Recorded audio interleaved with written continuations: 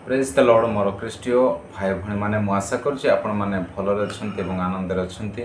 आसतु आज आम गोटे साक्ष्य को देखा पास्टर अंकित साजवान तांकरी आमने साक्ष्य को सुनिबा एवं देखिबा। आसतु आमने मिसे से वीडियो को देखिए। तो राजपूत परिवार में पैदा हुआ, जब 19 साल का था तब मर रहा था। अभी गवाही नहीं बताऊंगा कि लंबी गवाही है, बट जल्दी मैं आपको शॉर्ट में बताऊंगा। 19 साल का था, मर रहा था। एक हिंदू राजपूत परिवार में था।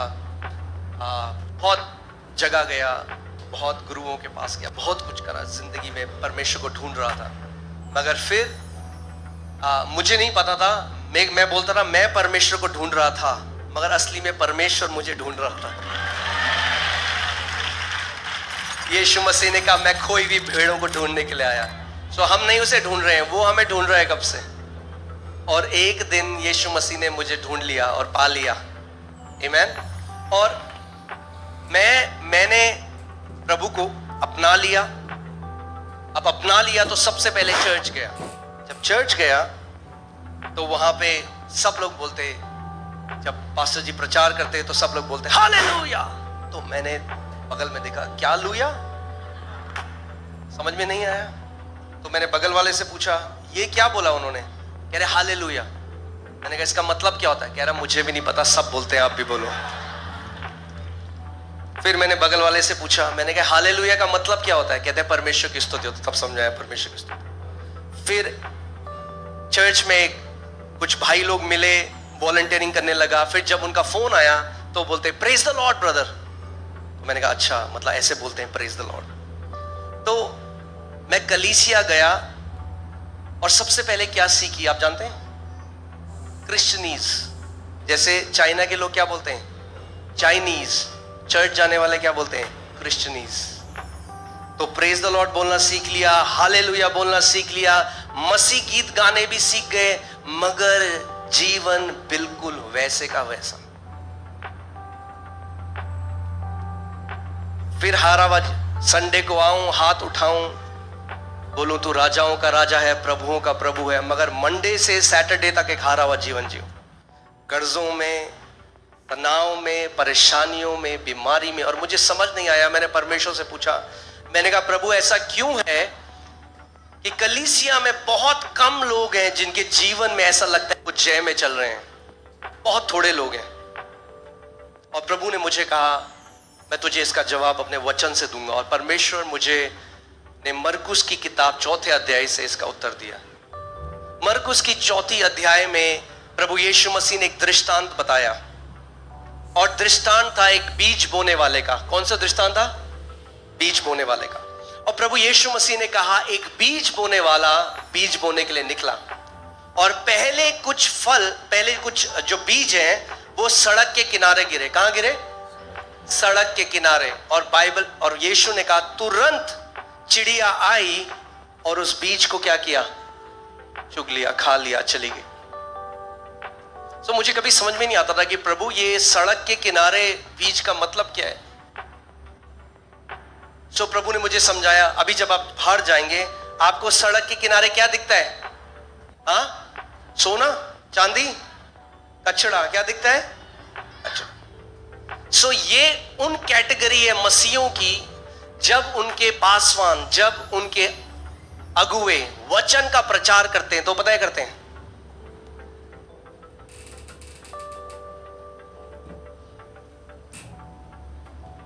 वो वचन को कचरे की तरह लेते हैं। वो इंतजार कर रहे हैं पास्टर बंद करे तो लास्ट में हम आए, पास्टर जी। गलत तो नहीं कह रहा। बहुत सारे मसीह लोग हैं वो वचन को आदर नहीं देते। और जब वो कलीसिया आते हैं तो वचन जो उनके हृदय में पड़ता है, जो कैसी भूमि को दर्शाता है, सड़क के किनारे। तो जब वचन का बीज उनके हृदय में पड़ा जो ऐसा था, जब उन्होंने आदर नहीं दिया वचन को, तो बाइबल प्रभु यीशु मसीह ने कहा कि उसका अनुवाद यह है कि जब, क्योंकि उन्होंने ध्यान नहीं दिया तो उन्हें वचन समझ में नहीं आया। जब वचन समझ में नहीं आया तो कलीसिया से जब तक बाहर गए उससे पहले ही शैतान ने क्या किया, उस वचन को चुरा लिया। और आप अगर उनसे पूछेंगे मीटिंग के बाद तो कहेंगे बड़ा अभिषेक अच्छा क्या प्रचार था वो नहीं पता, मगर मजा आ गया। तो हर संडे वो ऐसा मजा तो लेते हैं मगर जीवन बदलता नहीं है।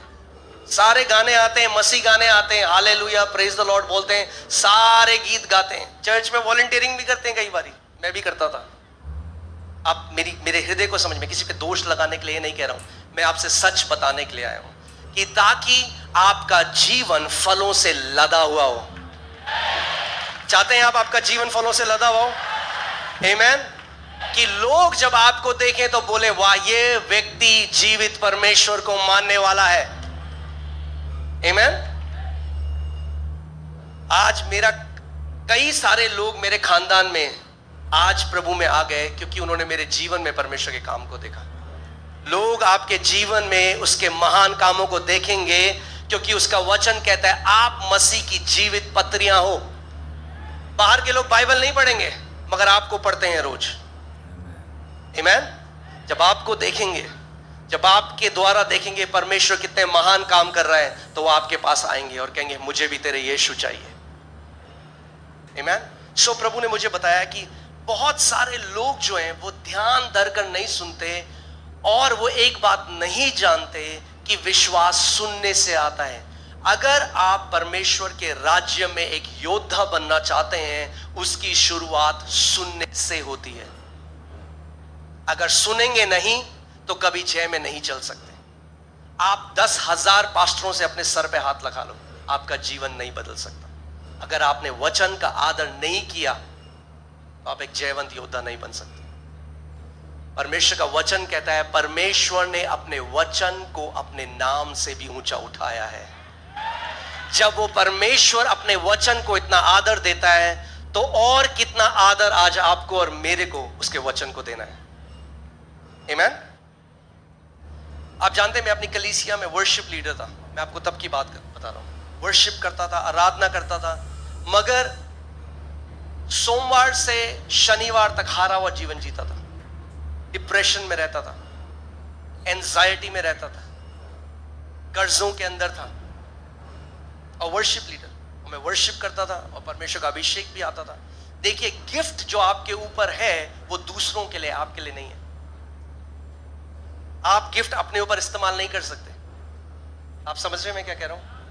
अपने ऊपर एक ही चीज काम करेगी, वो है विश्वास। अपनी चंगाई आप कैसे ले सकते हैं? विश्वास से। अपना छुटकारा आप कैसे ले सकते हैं? विश्वास से। हर एक पहाड़ को आप कैसे हटा सकते हैं? विश्वास से। अगर आप इब्रानी 11 अध्याय पढ़ें, 20 बार परमेश्वर का वचन कहता है विश्वास से हनोक ने, विश्वास से मूसा ने, विश्वास से अब्राहम ने, सारा ने, विश्वास से। अगर उन्होंने विश्वास से किया तो आज आपको और मेरे को भी विश्वास से ही करना है, क्योंकि परमेश्वर का वचन कहता है इब्रानी 11:6 में बिना विश्वास के परमेश्वर को प्रसन्न करना कैसा है? अनहोना है। कई बार हम मसीह लोग इस बात को नहीं समझते। कई मसीह हैं जो सालों से उपवास रखते हैं। आप जानते हैं बाइबल में कहीं नहीं लिखा उपवास से परमेश्वर प्रसन्न होता है। उपवास बहुत जरूरी है, मैं ये नहीं कह रहा उपवास नहीं रखना है, मगर परमेश्वर, आप उपवास रख सकते हैं एक रीति रिवाज की तरह, उसके पीछे जो प्रकाशन है उसको ना जाने हुए। उपवास भूख हड़ताल नहीं है। उपवास हंगर स्ट्राइक नहीं है कि परमेश्वर दे वरना मैं हंगर स्ट्राइक में जाता हूं, जब तक नहीं देगा मैं खाना नहीं खाऊंगा। नहीं, हमें समझना है। विश्वास से इब्राहिम ने, विश्वास से नोआ ने, विश्वास से मूसा ने। जब परमेश्वर मुझे इस बात को समझाने लगे तो मैं एक चीज सीख गया कि अगर जीवन में बदलाव आएगा तो वो विश्वास से आएगा। और परमेश्वर मुझे समझना पड़ेगा। तो उससे पहले क्योंकि मैं जवान था, अभी भी हूं, तब बहुत था, तो उस समय मैं केवल वर्शिप से प्यार करता था। चर्च में जाता था, जब वर्शिप गाने बजेंगे तो मैं जैसी वचन आएगा कब पास्टर जी बंद करेंगे। तब परमेश्वर ने मुझे बताया अगर तुझे जय में चलना है तो तुझे मेरे वचन को अपने हृदय में और अपने मुंह में भरना होगा। आमेन। क्योंकि वर्शिप बहुत अच्छा है, आराधना बहुत अच्छी है, मगर आराधना आप किसको दे रहे हैं? परमेश्वर को। मगर वचन कौन आपको दे रहा है? परमेश्वर। तो आप परमेश्वर को वो तो दे रहे हैं जो परमेश्वर को चाहिए, मगर जो परमेश्वर आपको दे रहा है वो ले नहीं रहे हैं। कैसे बदलाव आएगा? सो तब हल्के हल्के परमेश्वर मेरे हृदय में बदलाव लाने लगा और मैं वर्शिप से ज्यादा एक्साइटेड वचन के लिए होने लगा। मैं रोज सुबह प्रार्थना करता, प्रभु मेरे चरवाह के द्वारा, मेरे पास्टर के द्वारा आज आप मुझसे बात करेंगे परमेश्वर। और मैं सुबह जल्दी आता और फ्रंट में बैठता इस उम्मीद के साथ कि आज परमेश्वर मुझे वो मन्ना देगा जो मेरे लिए है। आमीन। परमेश्वर का वचन मत्ती 4:4 में कहता है, मनुष्य केवल रोटी ही से नहीं मगर हर एक उस वचन से जीवित रहेगा जो परमेश्वर के मुख से आता है। हालेलुया। और आज परमेश्वर का मुंह कौन है इस दुनिया में? उसके दास लोग। आमीन। सो मैं इस उम्मीद के साथ जाता था और जब वो चेंज मेरी लाइफ में आया तो हल्के हल्के मेरे जीवन में फल आने लगे। आपको मैं आज एक चीज बताता हूं। कई लोग हैं उनके जीवन में शैतान इतने टाइम से उनको परेशान कर रहा है और वो बार बार बोलते हैं, अरे शैतान शैतान शैतान ने ये कर दिया, शैतान ने वो कर दिया। अरे शैतान इतना ताकतवर नहीं है जितना हमने बना दिया उसे। मसीहों ने कुछ बहुत ज्यादा ऊंची जगह दे दी है शैतान को। वो हारा हुआ है। यीशु मसीह ने कहा, मैंने उसे बिजली की तरह स्वर्ग से गिरते हुए देखा। गिरा हुआ है। क्या है शैतान? गिरा हुआ है, हारा हुआ है।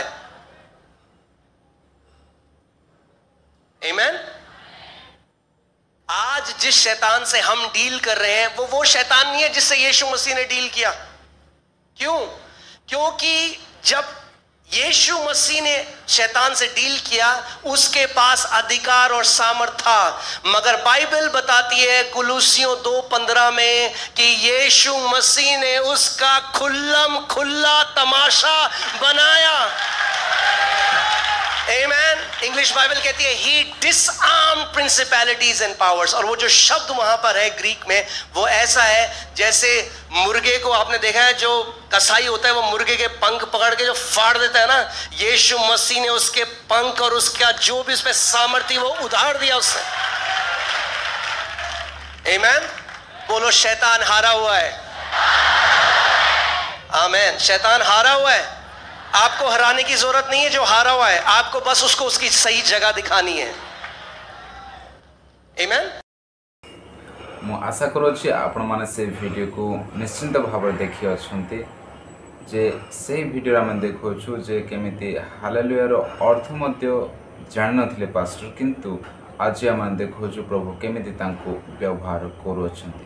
ହଁ ମୋର ପ୍ରିୟ ଭାଇ ଭଉଣୀମାନେ, ତାଙ୍କେ ଗୋଟିଏ ବିଷୟକୁ କହୁଥିଲେ ଯେ ଗୋଟିଏ ବିଶ୍ୱାସ ମନୁଷ୍ୟ ଜୀବନରେ ରହିବା ଦରକାର। ତା ସହିତ ଆଉ ତାଙ୍କେ କ'ଣ କଲେ? ବାକ୍ୟକୁ ସମ୍ମାନ ଦେବା ନିମନ୍ତେ ତାଙ୍କେ ଶିଖିଲେ। ହଁ ମୋର ପ୍ରିୟ ଭାଇ ଭଉଣୀମାନେ, ଆମମାନେ ଆରାଧନା ୱାର୍ସିପ ସମସ୍ତ ବିଷୟକୁ କରୁଛୁ, ତାହା କରିବା ପାଇଁ ମନା କରୁନା, କିନ୍ତୁ ତାହା କରିବାକୁ ପଡ଼ିବ। କିନ୍ତୁ ତାଠୁ ଅଧିକ ଆମମାନଙ୍କୁ ବାକ୍ୟକୁ ରେସ୍ପେକ୍ଟ, ବାକ୍ୟକୁ ସମ୍ମାନ କରିବାକୁ ପଡ଼ିବ। ଆଉ ସେ ବାକ୍ୟ ଅନୁସାରେ ଆମମାନଙ୍କ ଜୀବନକୁ ବନେଇବାକୁ ପଡ଼ିବ। ତେବେ परमेश्वर कौन करेंगे? परमेश्वर आमମାନଙ୍କୁ ମଧ୍ୟ ବ୍ୟବହାର କରିବେ। ସେଥିପାଇଁ ମୋର ପ୍ରିୟ ଭାଇ ଭଉଣୀମାନେ ଆଜି ଆମେ ଶିଖିଲୁ ଯେ ଆମମାନଙ୍କ ଭିତରେ ବିଶ୍ୱାସର ସହକାରେ ବଢ଼ିବାକୁ ପଡ଼ିବ। ତା ସହିତ ବାକ୍ୟକୁ ସମ୍ମାନ, ବାକ୍ୟକୁ ରେସ୍ପେକ୍ଟ କରିବା ନିହାତି ଆବଶ୍ୟକ।